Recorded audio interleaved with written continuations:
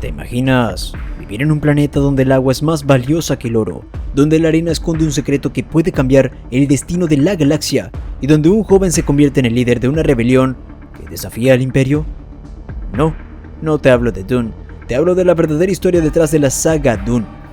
Pero si no has visto la peli o leído los libros, no te preocupes, no te voy a hacer ningún spoiler que te deje tieso. Dune es una obra maestra de la literatura de ciencia ficción creada por Frank Herbert en 1965. La obra original es una trilogía que, por el rotundo éxito que tuvo en su época, terminó formada por un total de 6 libros hasta la muerte de Herbert. Pero lo que pocos saben es que esta serie de ciencia ficción tiene más realismo que ficción, y te lo voy a explicar poco a poco para que no te caigas del sillón. La historia de Dune se desarrolla principalmente en el planeta Arrakis, también conocido como Dune, un mundo desértico donde el agua es el recurso más preciado y escaso. Los habitantes de Arrakis, los Fremen, han desarrollado una cultura y una religión basadas en la conservación y el respeto por el agua y la vida. Los Fremen sueñan con transformar Arrakis en un paraíso verde mediante un plan ecológico secreto que llevan siglos preparando. Esta idea no le surgió a Herbert de la nada, sino que fue a raíz de su estación en Oregón en los años 50. Por entonces, le encargaron un trabajo de consultor ecológico que consistía en reforestar una gran cantidad de hectáreas de desierto en puro bosque. Y lo consiguió. El cómo es lo que se ve reflejado en la historia de Dune. Herbert también se interesó por la ecología como una ciencia que estudia las relaciones entre los seres vivos y su entorno, y que tiene implicaciones filosóficas, éticas y sociales. Herbert quería demostrar que la ecología no es solo una cuestión de ciencia, sino también de conciencia, y que el destino de la humanidad depende de cómo tratamos al planeta y a sus recursos. Por eso en Dune, la ecología es un tema central que afecta a la política, la economía, la religión y la cultura de los personajes y las civilizaciones. Sin embargo, esto no se queda aquí. Los Fremen de Arrakis tienen una cultura que combina rasgos de los beduinos, los zoroastrianos, los sufíes, los judíos y los musulmanes. Su idioma, el chakobsa, está basado en el árabe, el hebreo, el turco y el ruso. Su religión, el Zen-Suni, es una fusión de elementos del budismo zen y del islam suní. Su código de honor, el Kanli, se inspira en el concepto de vendetta de los corsos. La Bene Gesserit, una orden de mujeres que poseen habilidades sobrehumanas gracias a un riguroso entrenamiento físico, mental y espiritual, tiene influencias de las brujas, las amazonas y las espartanas. Su práctica de la voz, que les permite manipular a los demás con el tono y el timbre de sus palabras, se basa en la hipnosis, la sugestión y la programación neurolingüística. Su misión de crear el Kwisatz Haderach, el Mesías que podría ver el pasado y el futuro, se relaciona con la idea de la transmutación alquímica, la iluminación mística y la evolución humana. Todas estas referencias a esta hipermezcla cultural se deben nada más y nada menos que a la increíble experiencia personal que vivió el autor cuando viajó a Oriente Medio en los años 50.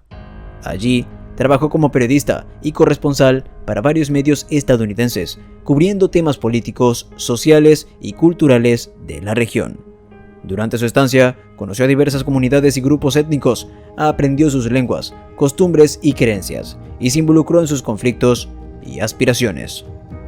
Pero lo que es aún más impresionante es que Herbert no solo se inspiró en las culturas y las religiones de la Tierra, sino también en las de otros mundos.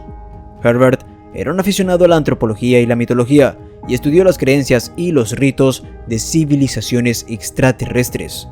Por ejemplo, Herbert se basó en las leyendas de los Anunnaki, los dioses sumerios que supuestamente vinieron de otro planeta, para crear los Tleilaxu, una raza de seres humanos modificados genéticamente que practican una religión secreta y misteriosa.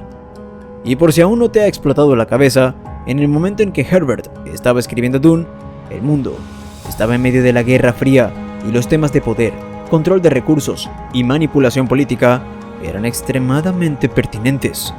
Herbert tejió estos temas en la trama de Dune, donde el control de la especia es análogo al control del petróleo en nuestro mundo, reflejando las luchas geopolíticas por los recursos naturales. De la misma forma, en una entrevista con el New York Times, Herbert aseguró que, de no ser por su mujer, habría continuado su trayectoria en una de las mayores sectas de Estados Unidos, de la que, según él, era gran maestre y cuyo objetivo final era acabar con la política imperialista y expansiva de los Estados Unidos. ¿Ves la relación? ¿Sabes de qué secta se trata? Déjamelo en los comentarios. Por otra parte, la especia, también llamada melange, es una sustancia que se encuentra solo en Arrakis y que tiene múltiples propiedades y usos. La especia permite a los navegantes espaciales doblar el espacio y viajar entre los planetas. La especia también prolonga la vida, aumenta la inteligencia, otorga poderes psíquicos y provoca adicción. Es por tanto el recurso más valioso y codiciado del universo y el que determina el equilibrio de poder entre las distintas facciones que lo disputan. Entre estas facciones se encuentra el Imperio, que representa el poder centralizado y autoritario, la Cofradía Espacial, que controla el transporte y el comercio interestelar, la Landsraad, que agrupa las casas nobles que se rigen por un sistema feudal, y la Bene Gesserit, que influye en la política y la genética mediante sus planes secretos, y los Fremen, que resisten a la opresión y la explotación de los invasores. Herbert se inspiró en la historia y la política de su tiempo para crear este escenario de conflicto y conspiración. Por ejemplo, la rivalidad entre la casa Atreides y la casa Harkonnen se basa en la Guerra de las Dos Rosas, que enfrentó a dos familias nobles inglesas por el trono. El papel de la Cofradía Espacial se asemeja al de la OPEP, la organización que regula la producción y el precio del petróleo. La figura de Paul Atreides, el líder mesiánico que une a los Fremen y desafía al Imperio, tiene ecos de figuras históricas como Alejandro Magno, Mahoma, Napoleón o el Che Guevara. Herbert quería mostrar que la política es un juego de poder, intereses y manipulación, donde nada es lo que parece y donde los héroes pueden convertirse en villanos. Por eso en Dune, la política es un tema que afecta a la moral, la ética, la justicia y la responsabilidad de los personajes y las civilizaciones. Pero lo que quizás no sepas es que Herbert no solo se inspiró en la política de la Tierra, sino también en la de otros mundos. Herbert era un seguidor de la ciencia ficción y la fantasía, y estudió las obras de autores como Isaac Asimov, J.R.R. Tolkien o George Orwell. Por ejemplo, se inspiró en la saga del Señor de los Anillos de Tolkien, que cuenta la lucha entre el bien y el mal por el control de un anillo mágico, para crear la especia de Dune. Pero atento, porque esa misma especia no es ni más ni menos que el mismísimo bufo alvarius. El bufo alvarius, también llamado sapo del desierto, es una especie de anfibio que se encuentra en el norte de México y el suroeste de Estados Unidos.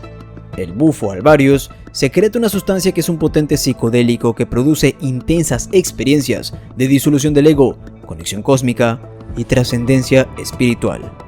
El autor, según diversas fuentes, sufrió durante una larga temporada una crisis de depresión y ansiedad y se refugió en diversas drogas psicodélicas como vía de escape, entre ellas el sapo del desierto. Esto también puede tener relación con la historia de Alia Atreides, la hermana de Paul, que cae en la locura y la adicción a la especia. Herbert también tuvo que lidiar con problemas familiares y personales, que se reflejan en algunos de sus personajes y sus conflictos. Por ejemplo, Herbert tuvo 3 hijos, uno de ellos adoptado, y se divorció de su primera esposa.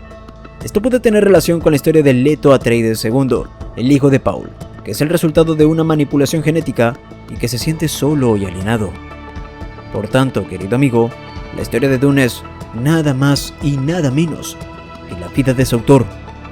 Si te ha parecido una locura, te agradecería que me lo dejaras saber en los comentarios y me dejaras un buen like.